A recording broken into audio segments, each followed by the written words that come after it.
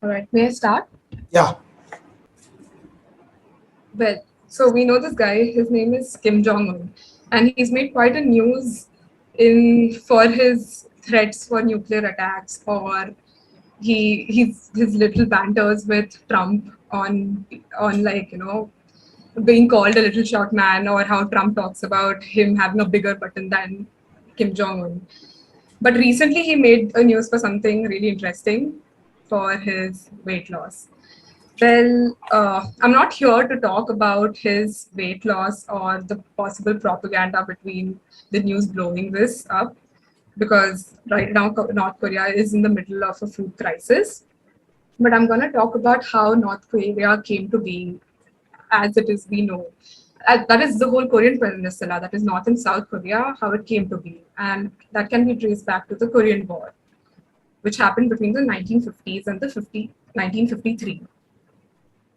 Uh, to give a little bit of background, the Korean Peninsula is in the east region of the Asian continent, and it is neighbored by China, Russia, and Japan, quite powerful countries. And historically, Korea was a tributary, like a client state to China.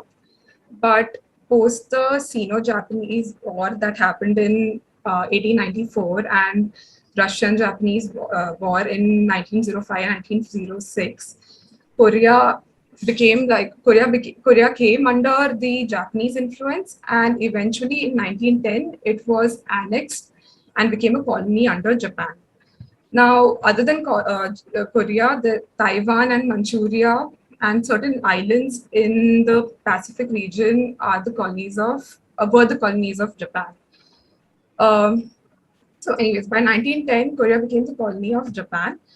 Now, what happened was during the World War II, uh, the mat- so during the World War II, it was between Allied powers and Axis powers, as you might know.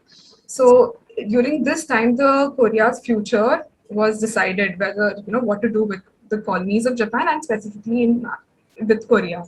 And what was decided was that Korea would be uh, it would be liberated and will become an independent country, but it would be put under an international trusteeship, which will look at the affairs and will try to raise a proper government before Korea could be deemed as uh, capable of being, capable of managing themselves, like capable of self rule. So, but this is sort of like a vague deal that they thought about, कि just उनको इसमें डाल देंगे, क्या बोलते हैं, self rule में कर देंगे under an international trusteeship. So, during at the end of the World War, what was proposed by US was that Korea would be divided into two occupational zones. Uh, and these two occupational zones would be based on this latitude, which is the 38th parallel, which is which is a circle of latitude. Now the thing is, they didn't consider what the culture or what the uh, they didn't really do a study of the Korean Peninsula. It was just decided that on the paper that, okay, you know what, this 30th parallel will be the division line, and the main aim was that so that Seoul would come under the US leadership. So again, so 30th parallel ke north way, what was decided was that Soviet Union would take control, and to the south of the 30th parallel, Americans would take control. And now this was decided, and this was supposed to be like a temporary arrangement between the North and the South Korea, like between temporary arrangement on how the Korean Peninsula will be managed until like an independent government could be put in. So to sort of uphold the deal of this independent government, a USSR joint commission was set up, which was supposed to basically manage Korea for 5 years, and within this 5 years, they were supposed to prepare an independent Korean government and also like structure the political organization. Now, here's the thing: this is all happening in 1945 when the Korean War, I mean, when the World War II has ended, and with the end of World War II, US and USSR did not really have a common thread to work with. So USSR was like a communist government, right? And USSR had USSR and after the Korean War, they were trying to spread like communism, like the idea of communism and spreading the influence of communism. Whereas USA saw communism as being evil, and they wanted to contain the spread of communism. So there was like a conflict of interest, and they couldn't really come to. So during the time when US and USSR Joint Commission was operating in Korea, they couldn't really come to a common ground about an independent government. And as such, the Korean people also rioted against the this whole international trusteeship, which would last for 5 years. So through 1945, 46, 47, they couldn't really. This Joint Commission like failed completely. And in 1948, the matter of Korea was taken to the UN, and it was decided that that under the UN supervision, an election would be conducted where an independent government would be would come to power. But when this was proposed, Soviet Union was against this decision, including Koreans had like a who favored the communist ideology. They were against this decision because they felt like the sort of elections that we conducted under UN, it would be unfair. So the election still happened, but it happened only in the US supported zone. That's the South Korean area, where you had President Sigmund Rhee who came to power. Now, when Sigmund Rhee came to power, he was like a US-backed government, so he just came to the power. And in response to this whole election being, despite USSR sort of going against it, still since the elections was conducted, USSR instated Kim Il Sung as the leader of North Korea, and with that, USSR withdrew from North Korea, and eventually in 1949, even US backed away from South Korea. Now, the thing is, with these two leaders, Sigmund Lee was a pro-Western government and he was completely against communism, whereas Kim Il-sung supported the communist ideology and governed the country on basis of that. But the common ground between these two governments was that one, both of them were autocratic. But on the prima facie, even though South Korea, there were elections that were conducted, but Sigmund Rhee, the way he operated, it was autocratic. Other than that, both of them had a common vision. Both of them wanted to unify Korea under either of their ideologies. So in case of Sigmund Rhee, he wanted to unify Korea as a capitalistic pro-Western nation, whereas Kim Il-sung wanted to unify Korea as a communist nation. But both of them had this common vision in their head, and they kept in case of Sigmund Rhee, kept approaching USA, and Kim Il-sung kept approaching USSR for their support to unify Korea. Now, what happened was that like I mentioned, USSR and USSA had withdrawn, but then still between these two nations, there were like guerrilla warfare and border conflicts happening along the 30th parallel. Now, what happened was in 1949, there were two significant events that happened. One was that the Chinese Civil War ended. To give a little bit of background, what happened was that in China, the Civil War was basically, again, an ideological difference. You had the Communist Party with Mao Zedong, trying to sort of overpower the nationalist government. And in 1949, the Communist Party won, and China came under the communist regime with Mao Zedong as a leader, and he established the People's Republic of China, which is what we know, which is what the present-day China is, right? And what happened to the previous government, the nationalist government, they withdrew into Taiwan. And at that time, they declared themselves as the Republic of China. Now, so you had the mainline China under the communist regime. And then the second significant event in 1949 was that the Russians successfully managed to detonate their first atomic bomb. So they became a superpower. So during this period, Kim Il-sung, he again approached USSR, and also in 1950, he approached USSR to sort of support him for this whole unification vision that he had of Korea. And Russia it finally, after this whole detonation, they gave a green signal to North Korea. And with that, but what they said was that they wouldn't involve themselves in direct conflict. They'll supply with weaponry and all the logistics and help, like planning, but they wouldn't really be directly involved.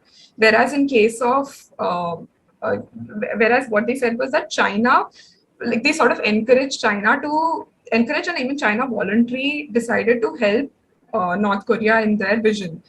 And with that, the North Koreans launched, with the help of the Chinese civil war veterans, they launched an attack on South Koreans on 25th June 1950. Now, when they did this in response, by then the United Nations were already established. In 1949, they were established, right? So when the North Koreans launched an attack against the South Koreans, the United Nations Security Council, they passed a resolution where they sort of they recognized that the North Korean attack as a breach of peace. And they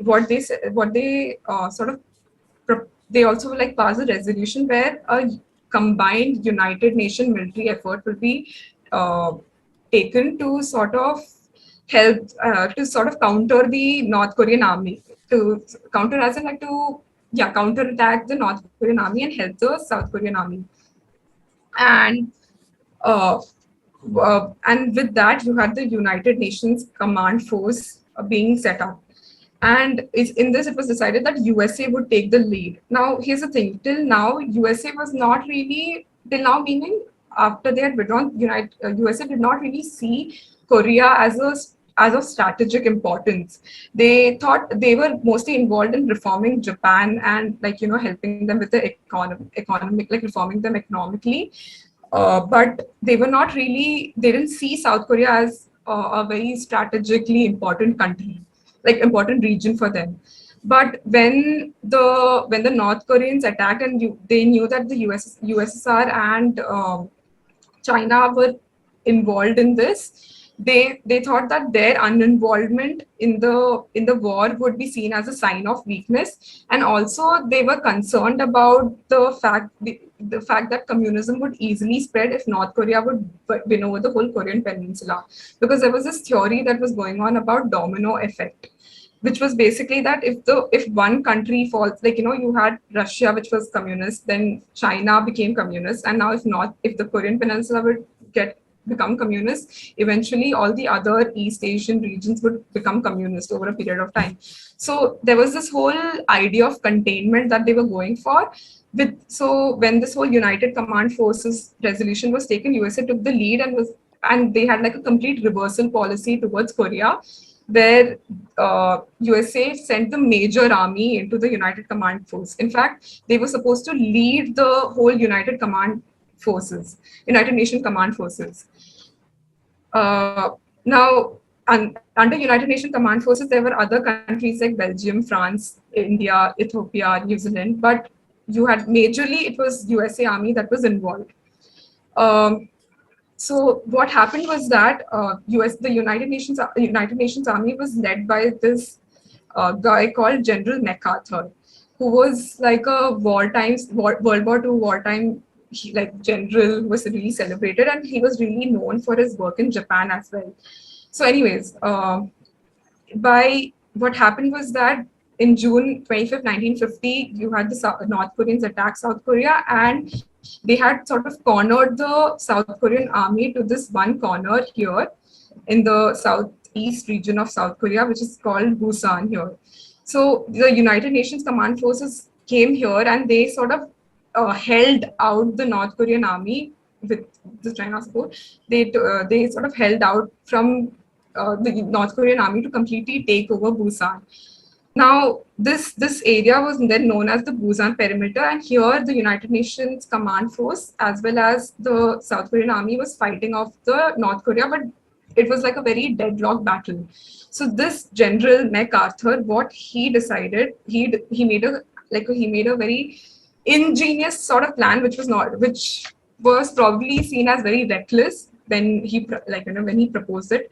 What he said was that in the previous this map here, the United Command and South Korean army was fighting. So what he said was that another batch of army would go, and what they would go is they'd go through the sea here, Yellow Sea, and they'd go to the Incheon port here, which you can see here, Incheon. And what they do is they launch an attack against the North Korean army right here, from here. And so by like this whole operation was known as Operation Chromite. And what they did was it was between like September 16 to November 25th. This whole attack was launched where you had the one batch of United Nations command forces coming here into Incheon and attacking the North Korean army from here. So in this, the North Korean army supply lines were sort of cut off once they took over Incheon, and here they took again over the Seoul, like the capital city of South Korea, Seoul. And the North Korean army was completely cut off, and they eventually took over the South Korean region completely. Now, what happened was, now they were debating whether they should cross over North Korea or not, and it was decided that they would do that. And under the leadership of, again, General MacArthur, he crossed over North Korea and took Pyongyang, which is the capital city of North Korea, and made his way towards, made his way towards this Yalu River, which was basically the river dividing North Korea from China. So they had completely sort of chased the North Korean army. I can see someone raising a hand. That's okay. You can take the questions later. Okay. So the North Korean army, so the South Korean army and the United Command Forces completely chased the North Korean army to the Yalu River. So at that time, the US President Harry S. Truman, he sort of warned Douglas MacArthur not to cross the Yalu River. In fact, when the United Nations Command Forces had taken over Incheon and they had reached like the 38th parallel perimeter, the Chinese government had warned that if they would cross the 38th parallel, they would like launch an attack. But that was not paid, like MacArthur did not pay heed to that, and he crossed over and he reached the Yalu River. Now, when he reached the Yalu River, the Chinese led a counter attack, and they completely overrun the South Korean army and the United Nations Command Forces army, and they basically pushed the South Korean army, United Nations Command Forces army, to the south again, and they took over Pyongyang, and they also took over the south they took over the South Korean capital of Seoul by 1951, right here. So now, by then, because they were completely overrun again, here Douglas MacArthur he sort of approached Harry S. Truman and was like, we should launch a nuclear attack on China to sort of, to sort of put an end to their influence and also take over the whole of Korea. But Harry S. Truman was against this idea completely.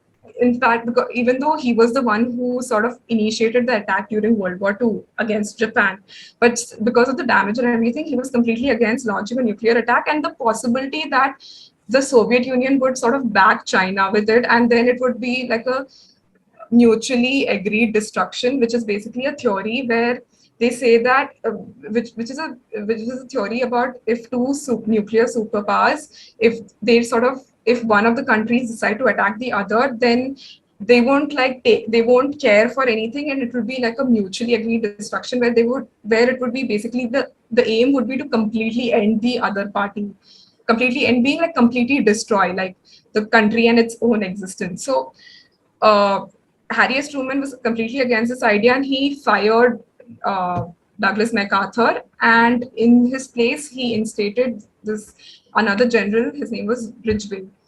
Now, by 1951, there was sort of like a deadlock that happened, and what was happening was that there was no there was like a deadlock and stalemate that happened, and none of the sides were able to proceed, and the war continued like this for the next 3 years from till 1953. And finally, on July 27th, not a peace agreement, but an agreement of sort of ceasing the fight was signed. Now, this was known as the Korean Armistice Agreement. Armistice means sort of to stop an agreement to stop fighting. Now, the thing is, this Korean Armistice Agreement was not supposed to be a peace treaty. It was more of a ceasefire agreement, and that happened along this line of, well, it was around the 30th parallel, but not really the 30th parallel, and this was known as the demilitarized zone, which is like, with this zone is now known as the most heavily like guarded demilitarized zone. And uh, here right now basically there's like both the armies are not really at, like they've not come into a peace agreement. In fact, they're still known on paper to be fighting, but like, I mean, on ground it's not like that. But still, this is where the line was drawn between the two countries, and it still continues to be the border between North and South Korea. Now, now in this whole Korean War, one thing that like relevant to us is the fact that India had a major role in this Korean War. So India had gotten their freedom in 1947, and they were part of the United Nations. And at that time, during this Korean War, they didn't the Cold War and everything was at height, and they didn't want to sort of like another World War II happening and the damage happening.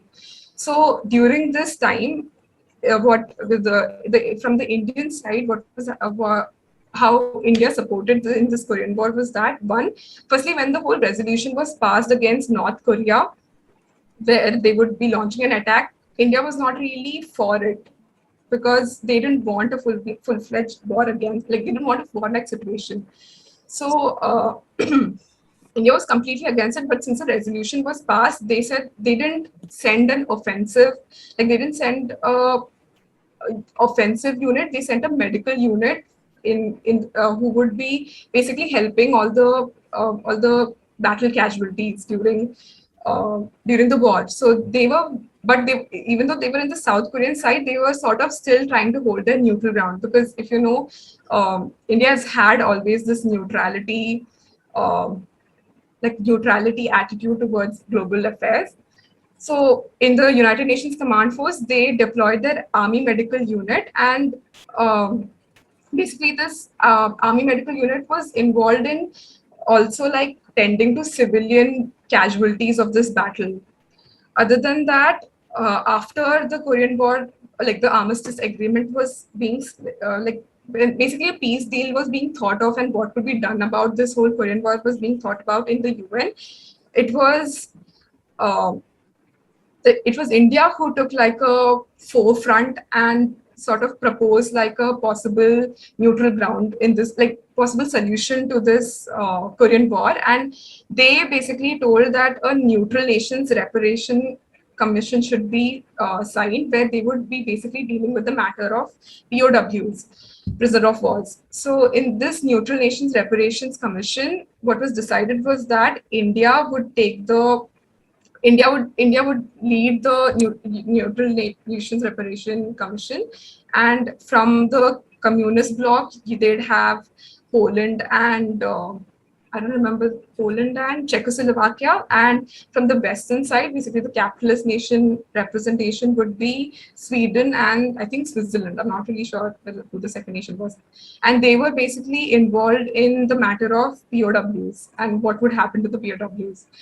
And in this, like the NNRC's chairman was this, you might know this person, Lieutenant General Timaya. He was appointed as the chairman of this commission. And so during this time, it was India who was basically dealing with the POW matter. And even on ground, they were involved in settling this POW matter, and that was done by the Custodian Force of India. So basically, from the start of the war, from 1950 to 1953, and even beyond that, India was completely involved, and is also it's not very known, but it's like their contributions were really recognized during the Korean War. And yeah, I mean, now, but like this war overall is not a very known war, and in fact it is named as the forgotten war. So even India's involvement is also very sort of not known in this war. So yeah, with that, I'd like to end the presentation. Thank you. Okay. Yeah, anyone wants to ask something? Diksha, first of all, nice presentation. I have a few points I'll tell you. Yes. Anyone wants to add on to something, what she has already spoken?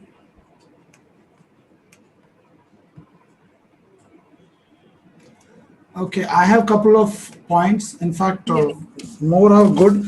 First of all, you had जबरदस्त content, but because of that, थोड़ा सा तुम्हारा timing का गड़बड़ हो गया. Timing का ध्यान नहीं रखा. Probably the initial part you took on, and with so much of content, initially you were a little shaky. That Right. was that can be removed with practice. Overall, the presentation quality. I don't know. बाकी लोगों का mic बंद होगा शायद. I'll just put it on. Very nicely presented. Your slides were very appropriate. In fact, you could have added couple of points so that it supports your statement, because you're talking out of your own understanding side. But to make it more easier, you could have put more points in the presentation to make your whole presentation very easy. It was very nicely flowing, the presentation sequence. The depth of knowledge was definitely there, but time limit you could contain. When you know too much, you should know what to speak and what not to speak. But otherwise an excellently presented thing. And जहाँ पे तुमने वो demilitarized zone के बारे में बोला, that photo could have been shown because everybody knows that photo or that place because of its prominence. That would have added value to your presentation. And you mentioned about Lieutenant General Timaya. You could have given, he later became whatever, subsequently he became the army chief and all that thing. Overall a fantastic presentation. I really, मतलब मुझे बहुत सारा चीजें तो मेरे को नहीं पता था, मैं तो इतना ज्यादा मेरा awareness नहीं था. शुभी बोल भैया, comments like from people, all of you.